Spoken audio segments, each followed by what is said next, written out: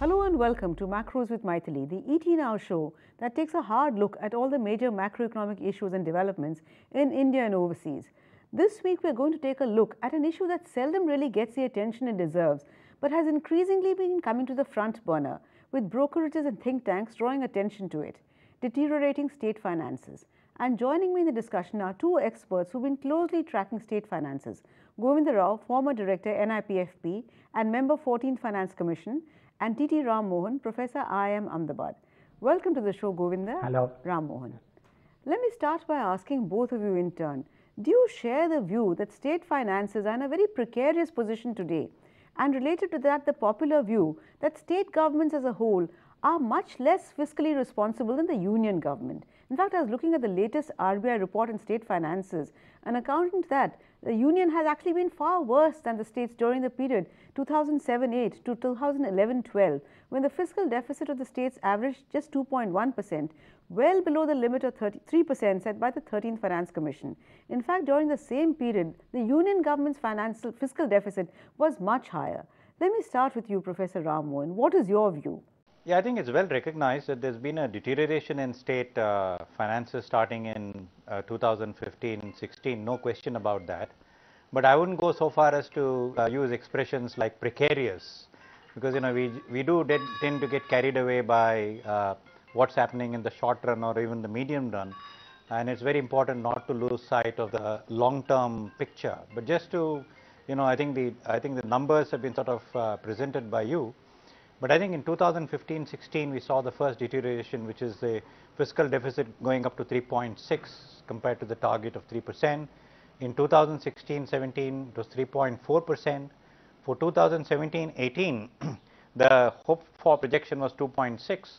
But if you factor in the impact of loan waivers alone, which the economic survey estimates is about 1.2% of GDP, I think it's going to settle between 3.5 to 4%. So let's face it, we are looking at a fiscal deficit to GDP ratio for the states in the average of somewhere in the range of 3.5 to 4%. And I think the underlying factors are also very well known. You had the takeover of the Uday, takeover of the DISCOM loans under the Uday scheme. You have had the farm loan waivers beginning in some states. There's the impact of the pay commission. So all these factors are fundamentally responsible. But let me also point to factors on the revenue side, because you should not imagine that it's only fiscal profligacy on the part of the state which has contributed. I think a very important contributory factor is that the state share of the total gross tax revenue of the sector, which was supposed to go up from 32% to 42% in 2015-16, this simply did not happen. The actual increase that happened was from 27% to 34.8%, say about 35%, which is still about a clear 7 percentage points below what the 14th Finance Commission had intended. And of course, the reason this happened is because the share of the divisible pool itself has fallen, thanks to the center resorting to well-known means such as cess and surcharges and special levies and all that, which don't go into the divisible pool. So I think it's very important to keep in mind that factor, that the accrual of revenues to the states has not happened along the expected lines. I think the second factor that you also need to remember is that there is increased resort now to market borrowings as part of the effort to make them subject to more and more market discipline, less reliance on national savings and other easy sources of funds. That's also been a contributing factor. So yes, there is a deterioration, but let me also mention a couple of positives in the scenario. I think the quality of expenditure in the states, leaving aside the present aberrations such as loan waiver, leaving aside such or the pay commission effect, leaving aside such temporary aberrations, the overall quality of expenditure at the states has gone up because much of the increase is on account of capital outlays and loans and advances. And I think it's also worth noting that many states have been showing surpluses on the revenue account. So I think we need to sort of take a balanced view and sober view of the situation and not get into predicting gloom and doom scenarios which unfortunately we are very often prone to doing. That is true, and I plead guilty because media does play a part in that, TTR, I agree. But Govind, would you agree with that assessment? Because actually, if you take even a longer period view, the view of the states being good boys is reinforced, because during the period 1999 to 2013, the fiscal deficit of the states actually declined from 4.5 to 2.5, while the combined fiscal deficit of the state and the states didn't decline by anything remotely like that. Now, you've interacted extensively with state governments in the course of your work in the 14th Finance Commission. What is your sense of the state governments as a group? We'll come to the individual differences later, but what do you think of state governments as a group? Are they fiscally responsible? Are they irresponsible? Govind? I think, sort of, if you really look at it carefully, the state governments have been much more responsible than the union government.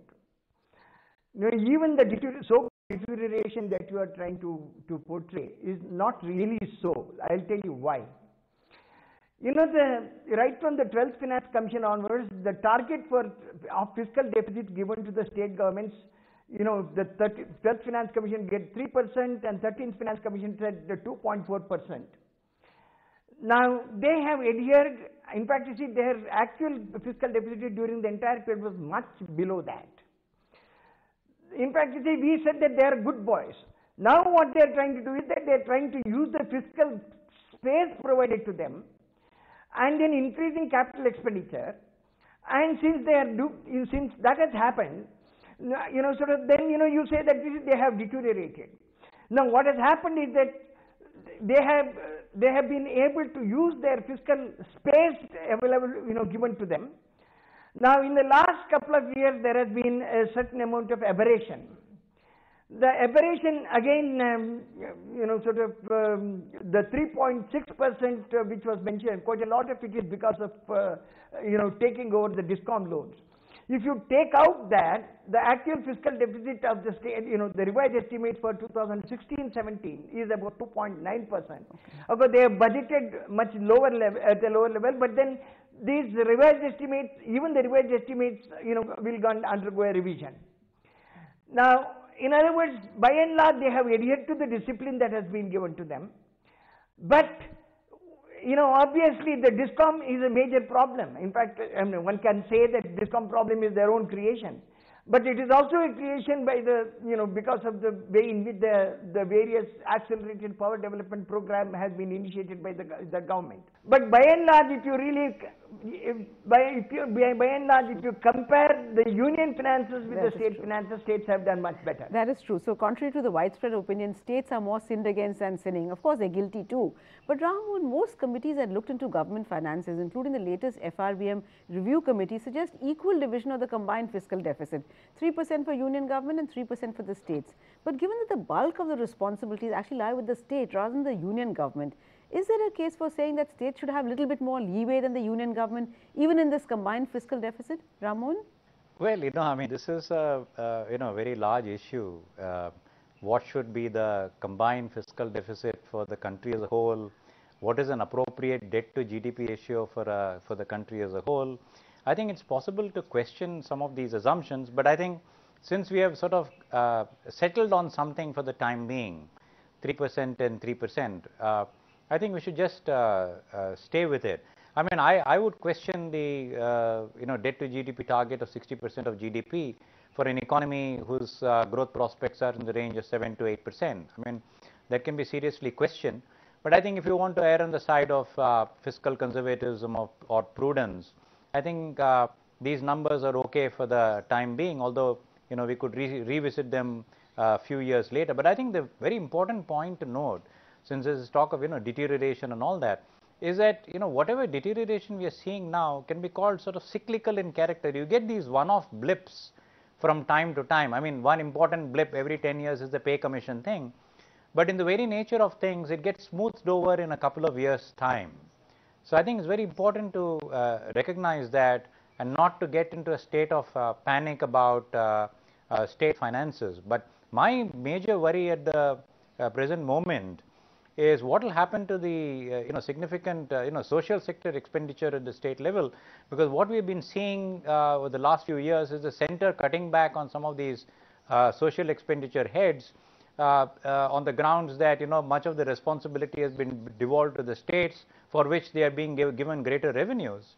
But given the kind of fiscal constraints that we are facing now, what would happen to social sector expenditure? And also, let me also say that some of the improvement, so-called improvement in the fiscal situation we have seen in the states is also because they have not been incurring adequate expenditure on various social sector heads. So we should not pat ourselves excessively either for the improvement that we have seen in the states over the decade preceding 2015-16. That is true, but that is equally true of the union as well. So Govinda, my question really was that given the division of responsibilities between the union and the state governments in the Indian constitution, do the states carry a larger burden, and hence should they get a larger share, or whether it is tax revenue, fiscal deficit, should their share be a little bit more, say 2/3 to 1/3 vis-a-vis states vis-a-vis the union? Govinda? Now, let me answer your question first, and then refer to what Professor Ram Mohan Rao said. Now, as far as if you look at the constitutional division of functions, the states have co-equal responsibility on economic services and predominant responsibility in respect of social sector. Now, if you look at what the 14th Finance Commission said, that the union government spending since 2005, union government spending on the state subjects increased from about 11% to 17%. And union government spending on concurrent subjects increased from 16 to 19. Now, the question then, one should ask is, why should the union government, if it doesn't have the fiscal space, be spending on the state subjects and intervening in, something like, as of today, 28 centrally sponsored schemes, and, doing that? This is one of the serious questions that one has to pose. And that is one of the reasons why the Finance Commission, 14th Finance Commission said if the union government has to get involved with the state subjects, why can't state themselves do it? That is one of the reasons why the tax devolution was increased. There are other reasons, namely that this Finance Commission took over the responsibility of the plan transfers as well. Now, so if you look at it from that perspective, possibly there is a case for states having larger deficits because the social sector responsibility is, significant, substantially high as far as the states are concerned. As far as the deficit is concerned, I think, 3% of GDP, was translated into 3% of GSDP by the by the 12th Finance Commission, which was not correct. Because you see, the GDP is at market prices, and then GSDP is at factor cost. So that actually works out to 3% of GSDP works out to 2.4% of GDP. So the state fiscal deficit target is 2.4% of GDP and not 3% of GDP. Let us understand that. And going further, the same logic has been taken. So I think as it is, the states have a lower fiscal deficit target. And it is not correct to say that the states and the center have the same, fiscal deficit target. Well, it's good to know that both the experts, Govind as well as Professor T.T. Ram Mohan, agree that state governments are not all bad, and in many cases they have been fiscally more prudent than the union. But I'm afraid it's time for us to slip into a very short break. Please do stay with us. We'll be back very soon.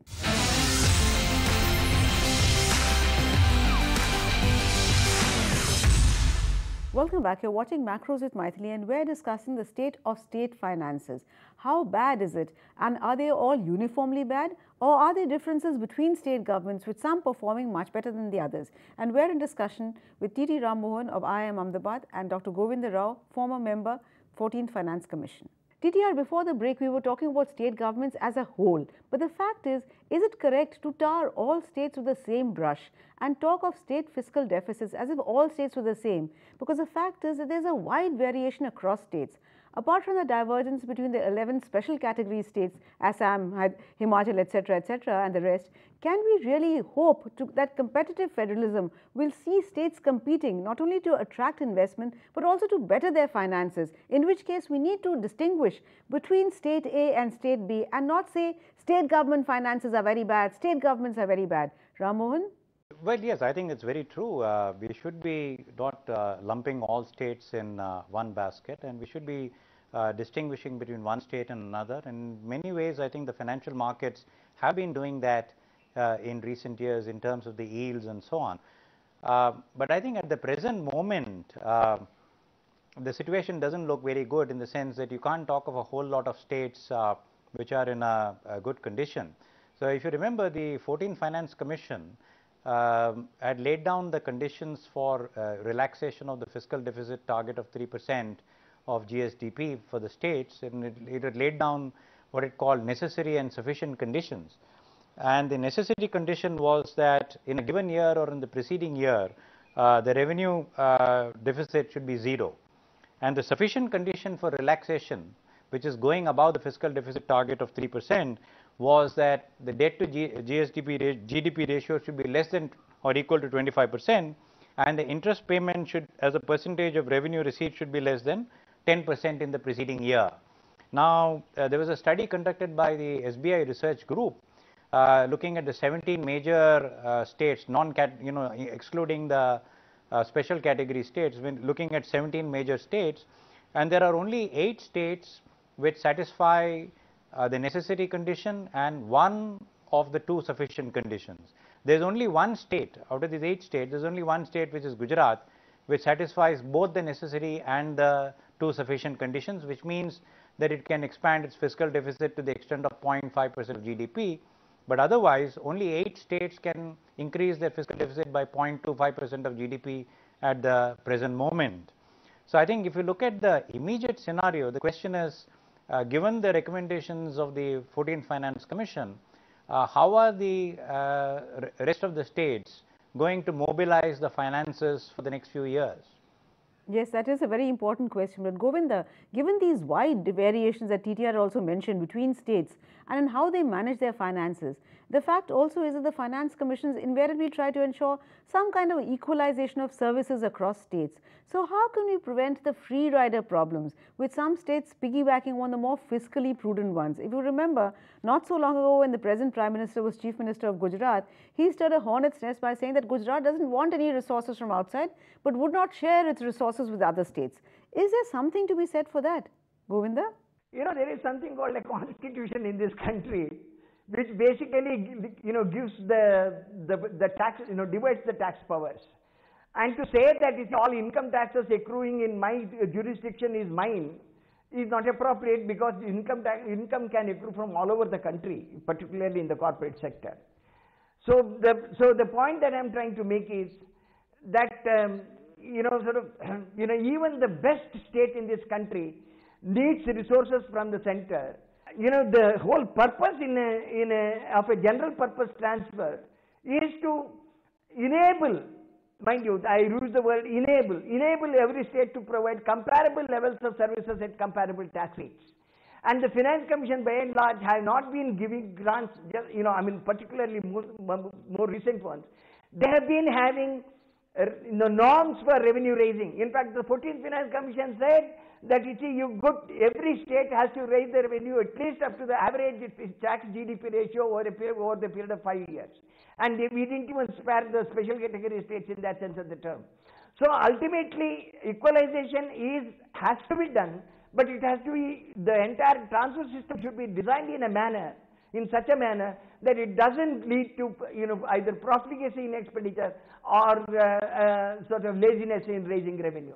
That is true, but that's easier said than done, Govinda, as you yourself must have realized during the 14th Finance Commission. But Dr. Ram Mohan, Uday, farm loan waivers, how much of these will really impact state finances? Is competitive populism a big problem for state governments? And how is it that even in the case of farm loan waivers, some states have managed to resist it? So what explains that secret of that, Ram Mohan? Yeah, so I'm aware of the the hullabaloo over the farm loan waivers, and I know it's being denounced from the rooftops all over the country. The impact of this, I think, has been estimated by the recent edition of the Economic Survey. I think they are estimating, as I mentioned, about 1.2% of GDP. Now we can endlessly debate the merits and demerits of farm loan waivers. But I think, as I said, we have to sort of look beyond these one-off blips, one-off crises which can happen for a variety of reasons, and really look at the long-term picture. And the question that we need to ask is, about the long-term sustainability of state debt. And here the RBI report on state finances, which I think came out in June, cited a number of studies which clearly established the sustainability of long-term debt of state finances. Now, this was even before, this was even without taking into account the impact of GST. Once you factor in the medium-term impact of GST, which is supposed to be hugely positive for both central and state government finances in terms of the increased tax buoyancy and also in terms of the increase in the share of the divisible pool, once you factor in that effect, I think the the medium term and the long term view of state finances looks a lot better than many critics are given to believing or saying at the present moment in time. So I think it's very important not to get carried away by certain measures which may be required for political and other compulsions whose impact is felt over 1 or 2 years, not to get carried away by that. And let me also mention that if you look at the long-term story of fiscal deficits in this country, one of the things that you notice is that it is substantially self-correcting given a growth rate in the range of 7 to 8%, say closer to 8%. As long as the overall economic growth rate is between 7.5% and 8%, and given reasonable tax reforms and given reasonable expenditure reform, I think the debt, whether at the center or the states, has turned out to be sustainable, and the fiscal problem has turned out to be substantially self-correcting. So what we should be focusing on really is how best we can get back to a growth target, a trajectory of somewhere in the range of 7 to 8%, closer to 7.5%. Okay. Then all these problems, and especially the fiscal problem, I would submit, tend automatically to fall into place. Okay, that's good to hear. But Govinda, my question really was how is it that some states are able to resist the fiscal, populism or waiving debt, farm loan debt, while others walk the straight and narrow, and some are succumb? So, what distinguishes one state from the other? And also, what impact do you think the GST will have on state finances? Will it offset some of the adverse impact of the farm loan waiver and Uday, etc., because it favors the consumption states? Let me say that if you look at the RBI's annual report, the estimated increasing deficit on account of loan waiver at the state level is is something like 0.4% for this year. So in other words, it's not let us not exaggerate that particular thing. Yes, I personally believe that loan waiver is a bad thing. Instead of that, I think we should spend that money in building marketing and sort of the storage infrastructure for agriculture and things like that. But anyway, that's a different discussion. I don't want to get into that. But it is 0.4% for this year. As we go further, there may be a little more problem because of some of the states may also start doing pay revision following the union government's revision of pay scales. So that is going to be another issue, another risk that you will have to face. Now, so if you look, and then of course some of the states have been traditionally very prudent, and many of the what happens is that there is something called the electoral budget cycle. Now, Uttar Pradesh, for example, they made a big announcement because they wanted to win the election anyway. They made a big announcement, and then obviously they had to show that they honor the commitment. The same case in Haryana.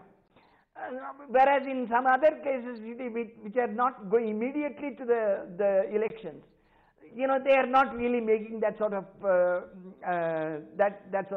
promise.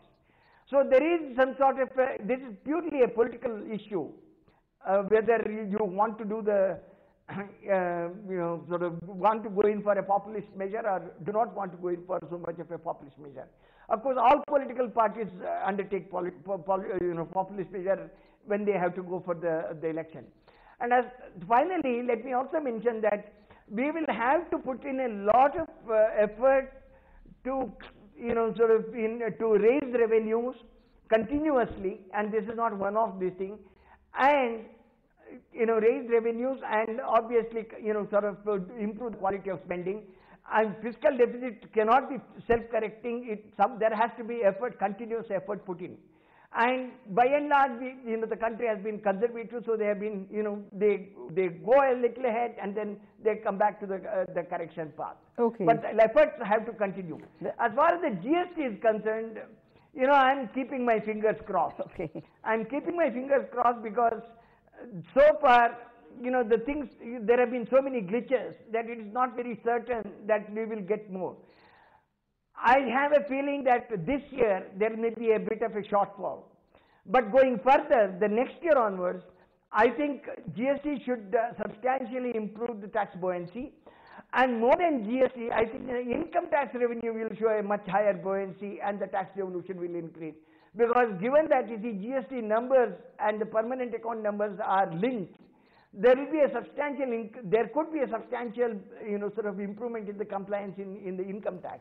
Okay. As it happened in 1993 in Thailand. Okay. When the GST, in fact, the income tax revenues increased by 25%. Okay.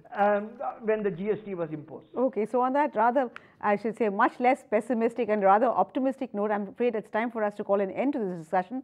Thank you so much, TTR and Govind, for joining me and telling us two very important things. One, the state governments are not all bad. In fact, they are, in some cases and in many years, have been better than the union government, number one. Number two, not all state governments are equally bad. Some rotten apples have not been able to taint all the rest. Thank you very much for joining us and sharing your views. Thank you also for watching. Remember, we'll be back next week with yet another edition of Macros with Mythili. Till then, it's thank you and goodbye from all of us at TT Now.